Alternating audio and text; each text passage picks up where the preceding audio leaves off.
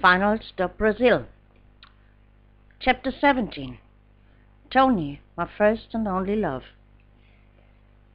My eyes met with those of an African American, and it was like a bolt of lightning. I forgot everything around me and just stood on the dance floor.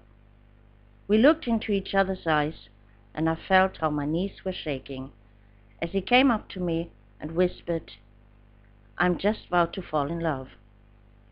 The American slang was unmistakable. He just took my hand and we danced together. It didn't bother me at all that he firmly pressed his body on mine while dancing. Contrary, never had I felt so good and so secure. Still on the dance floor we kissed, a passionate kiss.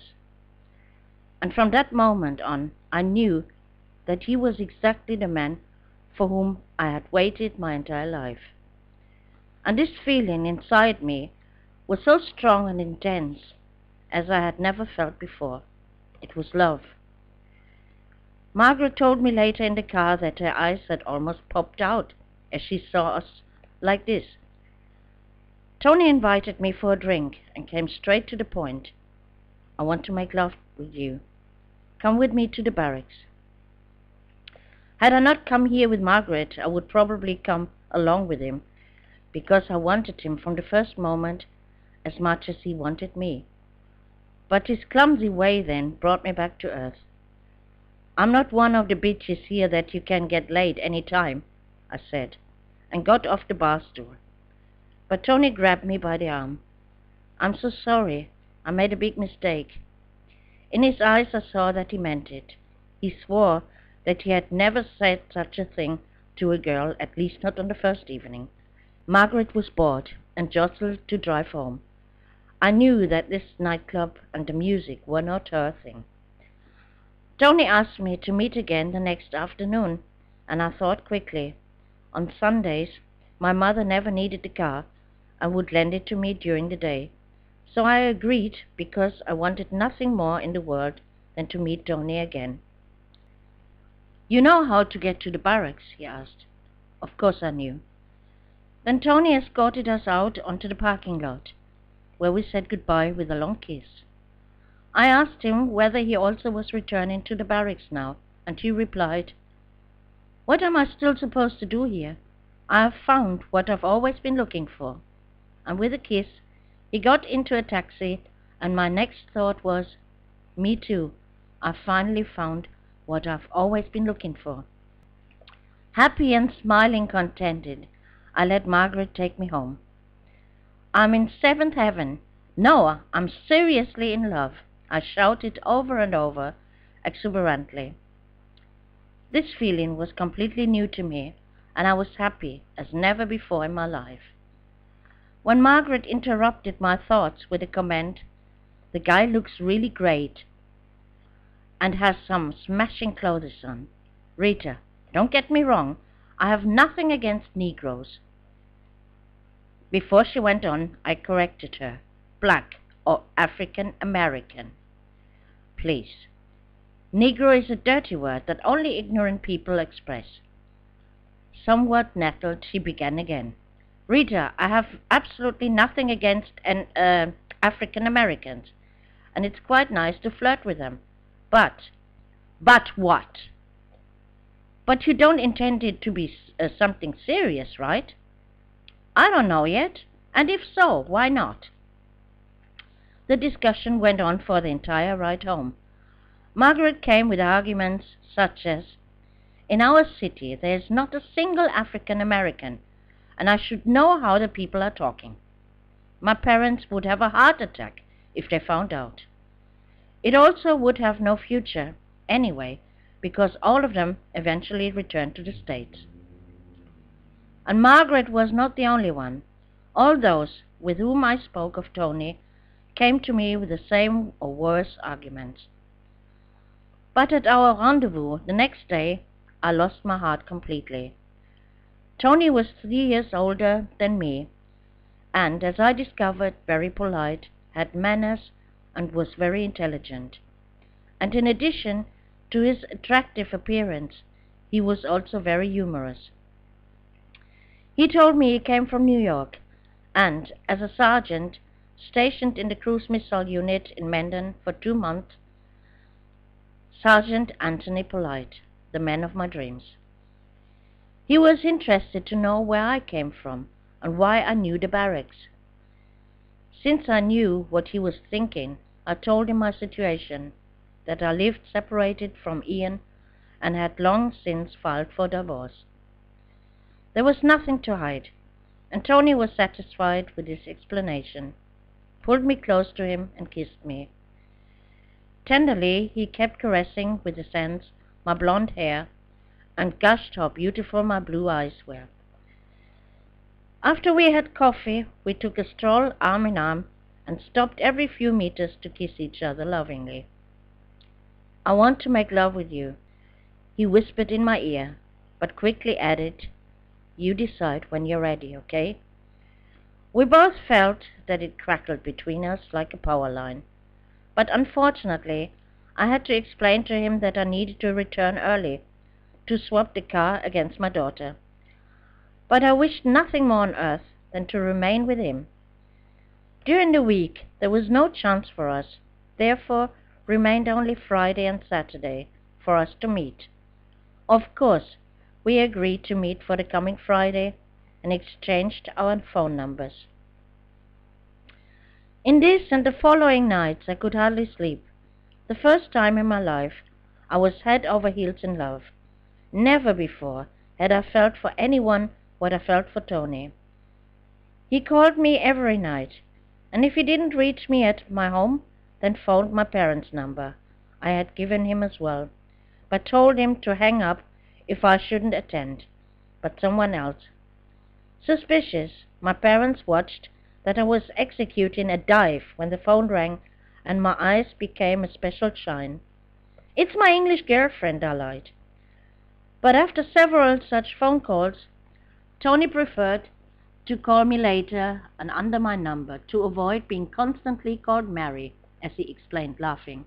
Although the week was dragging by slowly, I found my job much easier now. I even joked with my colleagues and in the afternoon chatted with my mother. With Cassie, who now developed into a sweet blonde, blue-eyed doll, totally similar to her father's face, I happily played and joked. Thursday afternoon, I ventured cautiously with my mother. "You know, I want to visit a girlfriend tomorrow night." I didn't even get any further. "To visit your girlfriends, you can also do that on weekends during the day and take your daughter with you." Bullshit. How should I get to Mendon now? I wanted to see Tony again at any price, and was furious with my mother, who simply would not see that I, with my 21 years, still had a right for a life, and a right to love. Even as a mother, no, she did not see this, because she herself was already a very old woman, at least in my eyes. With the rest of the clan, I was also angry. Jointly, they were getting on top of me when I hinted that I wanted to buy a car, telling me I have to keep my fingers off it because the insurance for beginners would be so expensive. Out of anger, defiance, but mainly out of love for Tony, I did what I didn't really want to do anymore.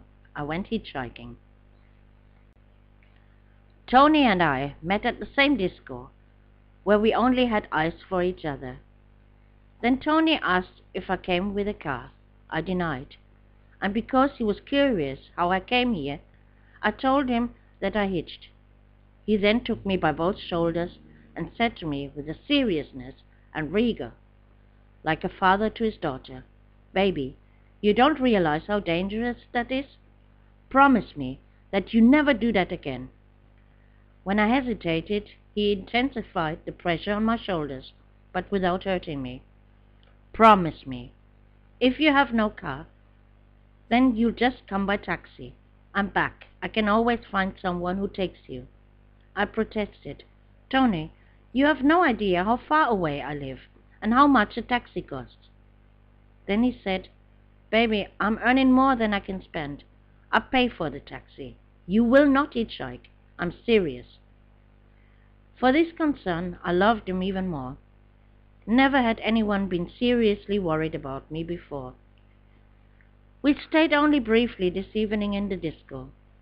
Then we took a taxi to the barracks, and I asked, unsure, whether he simply could bring somebody inside. The GIs are not allowed to do that, but the higher ranks have certain privileges.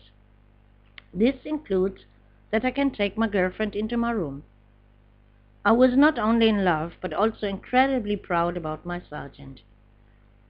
Normally, you have to give your ID in the guardroom, but in the evening or at night, nobody here is interested, he explained further. Tony's friend Sammy and his girlfriend Rosie arrived somewhat later than us, and the two men were letting out the comedians while we two girls laughed ourselves half to death. The chemistry between the four of us was perfect. I liked Sammy very much, just like Rosie. But now Tony was getting impatient. I could sense this. He wanted to be alone with me, and finally, for fun, he slammed the door in Sammy's face. Then we were finally alone, and at first I was amazed at the size of the room and how beautifully he had arranged it for himself. Smiling, he followed my gaze and said, "This is all bought in the PX shop." He put on the record by Shalimar, which I adored, and poured us a Jim Beam with cola into 2 glasses. We toasted to us, but after the first sip and the ensuing kiss, we ran out of control. Tony didn't waste time with any foreplay, but came straight to the point. Not just once, but again and again, we loved each other, and for me, it was like the first time ever. Whatever happened before no longer mattered to me. I exploded with pleasure in Tony's arms, and each time it was becoming more beautiful and intense. Tony kissed and caressed me all over and whispered words in my ears like, "Baby, you're driving me crazy. I love you." And I answered honestly, "Tony, I love you too." In between, I always wanted to hear the song by Shalimar, because this music was made for us. There it is, what took us so long to find each other, baby. Tony preferred the track A Night to Remember. I'm gonna make this a night to remember. Get ready, baby, tonight. When Tony was singing along with the music, he surprised me in addition to his other qualities, even with a very gentle and beautiful, soulful voice. We made love until the morning, caressing and kissing, and also talking a lot with each other. Tony wanted to know everything about me and about life in Germany. He told me about his family, his sisters, and his life in the States. He showed me pictures of his family, and I knew then for sure this was not a one-night stand or a short-term relationship. This was serious for both of us. In the morning he disappeared for a while and came back with coffee and toast. Beaming, he put the tray down in front of me, all for my baby. All I wished was to stay forever here with Tony and never go back home. But yes, I had to, because my neighbors were looking after Kathy. Tony kept his word and had me driven back by one of his comrades in our car. Although he was as tired as I was, he insisted on accompanying me home. Arm in arm, we sat close together in the back seat and kissed again and again. When I directed his friend with a huge American car through our narrow streets and in front of my house, asked if the two would like to come up, Tony refused, saying, "Next time, baby, I'm tired and need to sleep." Tony got out, opening the car door for me and helping me get in out of this huge car. "I know the way now. What time should we pick you up this evening?" This went on for weeks, and the weeks turned into months. My love for Tony was getting stronger, more intense, almost overwhelming. All the warnings of my friends I tossed to the wind. I was so incredibly happy with Tony that I didn't allow others to spoil it for me. Instead, I was dreaming of a marriage with Tony and a new last name, Mrs. Anthony Polite. For me, there was nothing else left in the world, and I lived only for the weekends, when I was with Tony. Hitchhiking I really needed no more. Tony found always a possibility. Either his friends came to pick me up and brought me back, or I took a taxi and Tony paid for it. Rarely did it also happen that I drove down to Menden with Margaret and Dietmar. Meanwhile, Tony also came to my place and spent the night in my apartment. It interested me very little of what the neighborhood was gossiping. The people indeed talked about me. Tony and I never quarreled with each other. On the contrary, we were like soulmates, sharing views and opinions. But the problems which Tony faced sometimes I didn't see at all. And he was not speaking about it, about the racism which still flourished in Germany. I realized it only when we drove sometimes to the neighboring towns to find other nightclubs to visit. And there were signs affixed largely which clearly stated out of bounds. It was an elegant euphemism for African Americans not wanted inside. It was just humiliating and degrading when the bouncers were pointing to us girls to invite us to come in, but leave these guys, our men, outside. But Tony was always calm, never lost his temper. I didn't show what he thought at such moments. Unlike me, I felt very much hurt by these discriminations and swore many times at the bouncers. Tony pulled me away every time with the words, "Leave it, baby. They're only doing their job. Come on, we go somewhere else." So we no longer went all too often in discos. Rather, we stayed to ourselves, making love, talking, and listening to our music. But whenever we showed up arm in arm in our regular disco, it was always said, "Hey, the lovebirds are here." For all our friends and people we knew, it was no question and totally clear that we were a couple. As time went by, I even forgot that we strongly differed in one respect, in the color of skin. Although it was what exactly had excited me at first in the sexual prospect, his shiny black skin and his beautiful muscled body. It still excited in me, but I just completely forgot that I was white, and forgot why the people on the street threw suspicious, sometimes angry glances at us. I was incredibly happy with my great love, the love of my life, Tony. Everything, absolutely everything else was secondary in my life, and I took it all easily. My work still was no fun to me, but I counted the days and hours until I could be back with Tony. Problems that arose, I faced and eliminated them, or at least I tried to solve them. So was the question of my divorce. The process dragged on, and there was still no official end of my marriage in sight. Ian came every other weekend to pick up Kathy so she could spend the weekend with him. Actually, it was quite suitable to me, so I could devote myself undisturbed to my Tony. Unfortunately, each time Ian brought a new girlfriend with him. At first, I had to smile about it, amused. What did he actually want to prove with it?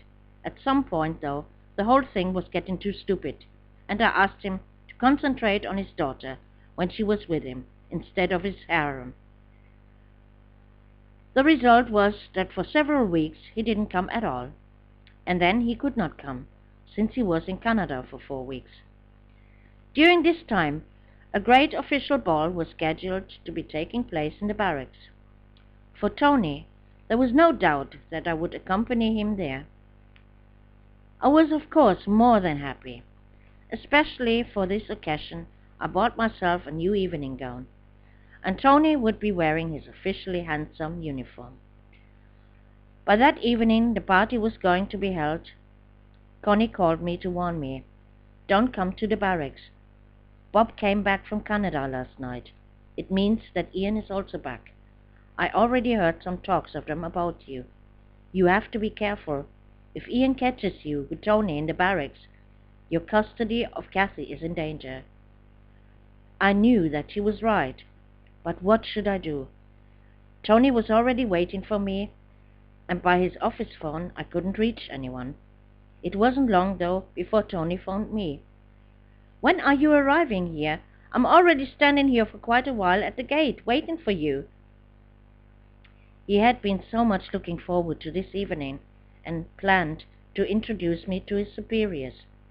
I didn't know how I should tell him that I would not come. But then I gathered my courage and told him. Tony was very disappointed and angry. At 11 o'clock at night he called me once again, totally drunk. "Where are you?" I asked him, and he replied that he was outside the barracks at the telephone booth from where he always called me, telling me that the party was over for him. He would now go to bed. I noticed that he was still very angry. Faced with frustration and anxiety to lose Tony, I cried myself to sleep. But on the following evening, Tony called me, and as we fell into each other's arms, everything was already forgotten. He understood my reasons, and I was overjoyed that our love had survived this test. On Monday, I was in for an entirely different test. I came home from work and found my mother in tears, which happened to be an extremely rare picture. My two sisters were present and stood around rather helplessly. "Has someone died?" I asked innocently. "Oh no, but you know that I went with Carmen 6 weeks ago to buy a new sofa set and a cupboard. Now it dawned on me, and I opened the parlor door. I have not measured, and now it all doesn't fit." She sobbed again. I had to admit that the stacked chairs really were an image that made one cry. "When the father comes, he will get a fit of rage," wailed my mother. For a few minutes I was wondering what to do. Then I called my sisters. "Give me a hand." We carried the extra seat elements outside first. Then I pushed the rest together so that it matched. With a bill in hand, I picked up the phone and called the furniture store. When I got the seller on the line, I explained the problem. But I had trouble not to break into peals of laughter. No, there would be no issue. The extra seat elements would, of course, be picked up again and credited to the account. "And what should happen with these now? And how am I going to explain that to the father?" asked my mother, pointing at the seating elements now stacked in the kitchen. "Quite simply, tell him the furniture store has made a mistake," I told her, glancing at my two older sisters, who always know everything better, thinking quietly, "You two could have gotten this idea too." Another problem that affected me personally was more difficult to solve. I received a letter from the British Army. They informed me that my driving license was valid only as long as I belonged to the British Army. Now, by the separation from my husband, I no longer counted as a member. Thus, the validity of my driver's license expired. I was raging over this. Since when is something like a driver's license dependent on a marital status? However, it was my mistake. I had missed to rewrite the British Army driving license into a German driver's license, and now I had the trouble. Another factor was that it would now be difficult to persuade my mother for lending me her car. "You don't have a license anymore, you don't get the car." I felt like someone who had lost the license for drunk driving. But I was never short of arguments. "You know, I know, and the British Army knows it, but the German police doesn't know that my card is no longer valid." For some time I kept her calm with that, and she allowed me to have the car, but eventually concluded the fun was over and I was confronted with a fait accompli. "Go and get the German driver's license. Then you'll be allowed to have the car again." Wanting or not, I had to go once again to a driving school. The owner and instructor negotiated a deal with me after I had explained my plight. "Look, 8 hours lessons are required. If you show me in these 8 hours that you can drive a car, then I will let you go on the test." "What about the theory?" The answer he received within a week, in which I studied hard every night and passed the theory test with flying flags. But during the analysis, I was nearly kicked out because I gave tips to other examiners. My driving lessons were a pleasure when I raced along with a big BMW of the driving school. My instructor was put to a severe test of patience. If you are failing the test, it will be because you just don't stick to the speed limit. The obligatory 1-hour night drive was done in 10 minutes, driving into a park house with spotlights on and coming back out, spotlights off again. Why should we make a fuss driving around for 1 hour? You already know how to turn on the spotlights, was the comment of my instructor when I looked at him inquiringly. To enter parking spaces and come out of them again was no problem. To approach the steep mountains, neither. Thus, I already practiced for a long time. Only the highway ride was a catastrophe, because again I succumbed to my speed rush. As my driving instructor told me to take the next exit, I was much too fast and almost drove past the exit. And so I moved from left to far right, changed from fifth to the fourth, and immediately shifted into third gear. I flew to the exit more than I drove. "You do that once again and I'm going to give you 3 extra hours," he growled. I grinned at him slyly, namely that I would fail with my fast-paced style each test. However, but I was an experienced driver. Of course, he registered me for the test after the 8 hours. This took place on a Saturday. On the Friday night before, I remained at home in order to be fit. In the morning of my test, I took Kathy to my parents, took coffee, and went on my way, taking the bus. Jokingly, I previously asked my mother if I couldn't drive with the car to the test. She threw me a look, though, as if I told her that somebody had stole the car.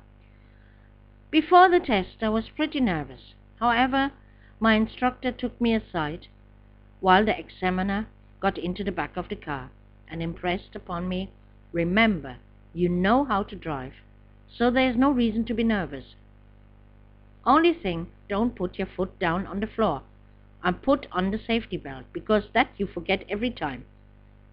Everything was going fine until I was parking the car and saw in the rearview mirror my father, who was so curious about how I was doing that he considered following us.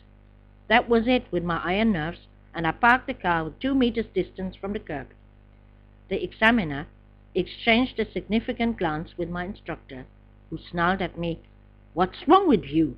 Drive out again and do it right this time. You can do it." He had more beads of sweat on his forehead than I, so I gritted my teeth, forgot the car of my father, and it went like clockwork.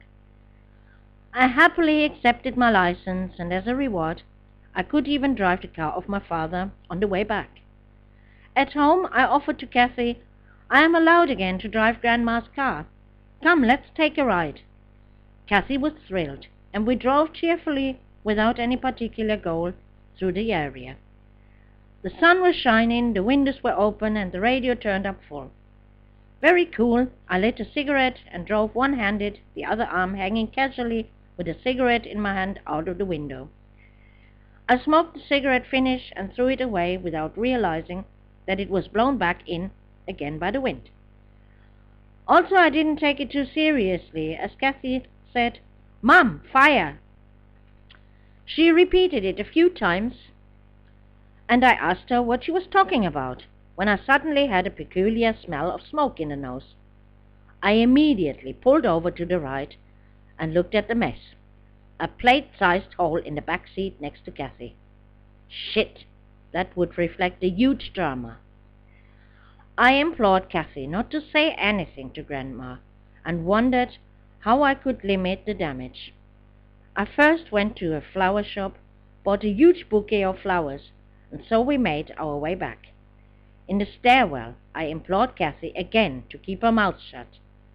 But the door was not quite open as Kathy cheerfully shouted, "Grandma, Mom put a fire in the car." My mother was livid, and I felt an urge to strangle Kathy at that moment. Instead, I gave my mother the bouquet of flowers and told her sheepishly that mishap. There was great excitement, but my parents would calm down again.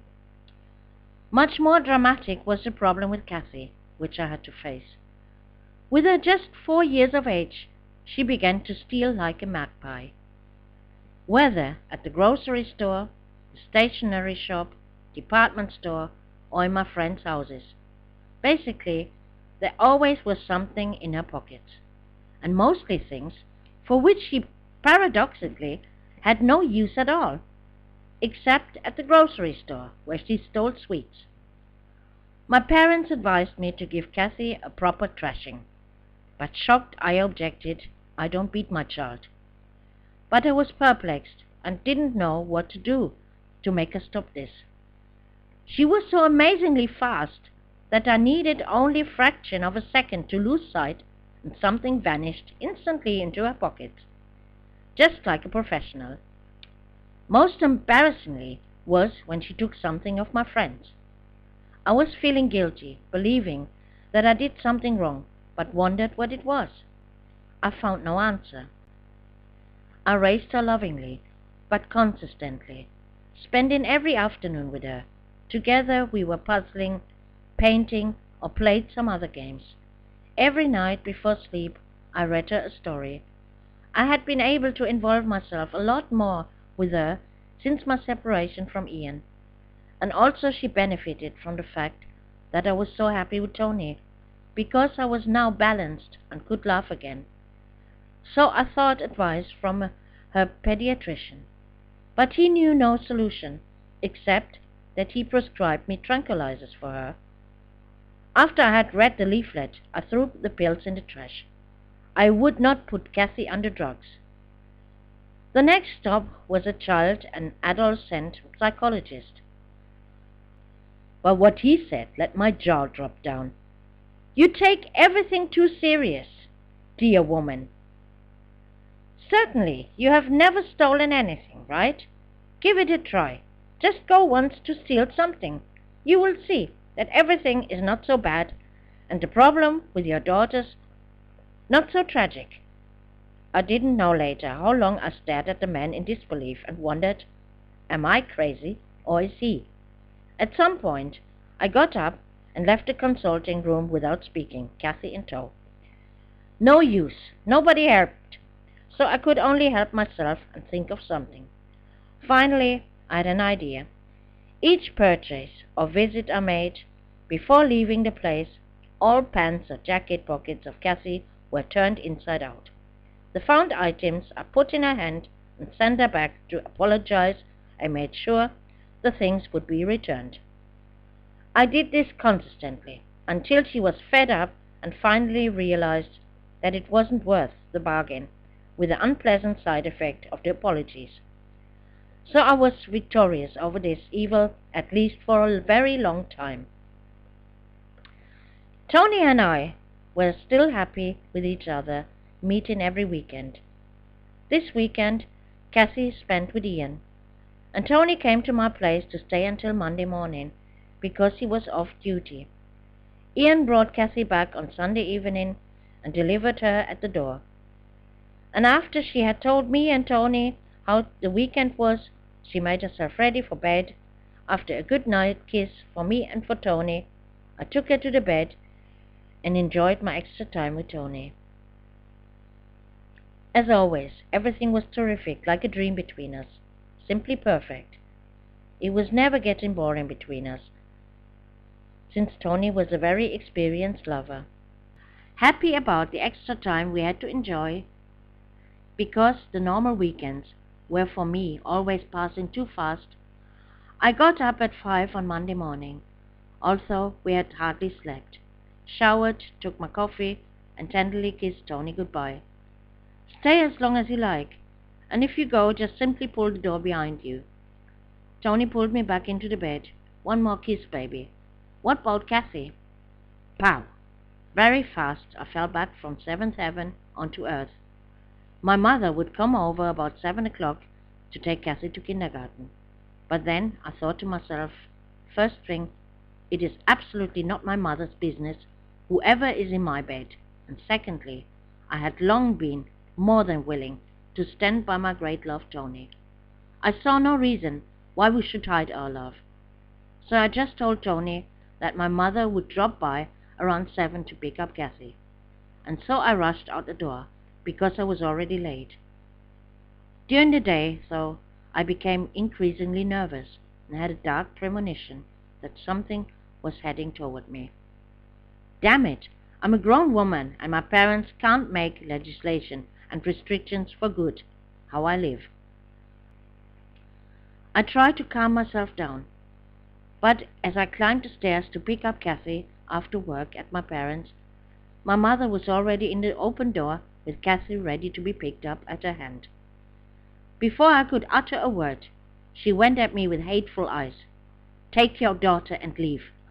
Don't come here any more until you become rational, you nigger whore. I will continue to pick up Kathy because it has nothing to do with her. She can't help it. But if I see this Negro once again, you can see who is looking after your daughter." These words were worse than slaps in the face. Blind with tears, I went home with Kathy by my hand, where I wept openly. Such vulgar words I would have never expected. Kathy asked, "Mom, why are you crying? Why has Grandma cursed you like this?" "Because of Tony," I answered her in tears. "Has Tony done something wrong? But Tony is nice." How could I explain to my 5-year-old daughter what racism is? After I had put Kathy to bed, the story I normally read her every night was cancelled this evening. I just sat for a long time and pondered over the words my mother said. Nigger whore. With all due respect for my mother, it was just too much. Of course, African Americans were to my parents still something alien. And after the Second World War, Bobby, to my knowledge, was the first and only African American whom she had seen close, when he, in our house in Mendon, tripped on the stairs and literally fell at her feet. But with Ian, they had got adjusted. When Tony called, I started to cry again and told him what had happened. He said nothing, and out of frustration over his lack of counsel, I turned very irritated during the conversation. Tony noticed this, of course, and suggested, "Baby, we're talking about this at the weekend, not on the phone." My parents did not come to terms with my love for Tony. Contrary, they didn't want anything to do with me anymore. If I met my mother on the street, she switched the roadside and looked the other way. She even started to turn my own daughter against me. And the car of my mother I certainly couldn't count on anymore. But what are friends for? Margaret lent me her car to go shopping or sometimes on the weekends. Thus, also during the following weekend. I met Tony in our regular disco, and everything was as usual. I swore to myself that I would never let anyone destroy this love, no matter what happened. We were sitting arm in arm at our friend's table, along with Sammy, Rosie, and some other Americans, when Maggie, one of our friends, arrived and greeted us cheerfully. "Hello, you lovebirds. Love must be wonderful." She joked and told us then, "Greg and Monica got married. Did you know that?" And addressed to Tony, she asked, "Tell me, when is it going to be your turn?" Tony didn't answer, and so she persisted. "Tony, when are you going to get married with Rita, then?" Expectantly of his answer, I looked at him. But he avoided my gaze, and also gave Maggie no answer. Shrugging her shoulders, she turned around and headed for the dance floor. Disappointed by his reaction, I followed her without saying a word. The new record by Eddie Grant, "I Don't Want to Dance With You Baby No More," was playing. The music wasn't finished yet when I turned around and saw Tony behind me. Smiling, he pulled me into his arms and whispered in my ear, "True that you don't want to dance with me no more?" Without waiting for an answer, he gave me a passionate kiss right on the dance floor. "Let us go to the barracks," he urged. So we left the disco and took a taxi to the barracks, silently. And for the first time I asked myself, What do I really mean to Tony? In his room, I forgot about all my doubts again as he tenderly kissed me while he undressed and caressed me all over. I was trembling with excitement and begged him, "Make love to me, honey." We lay in silence, his hands still caressing my body, but finally I got up to light a cigarette.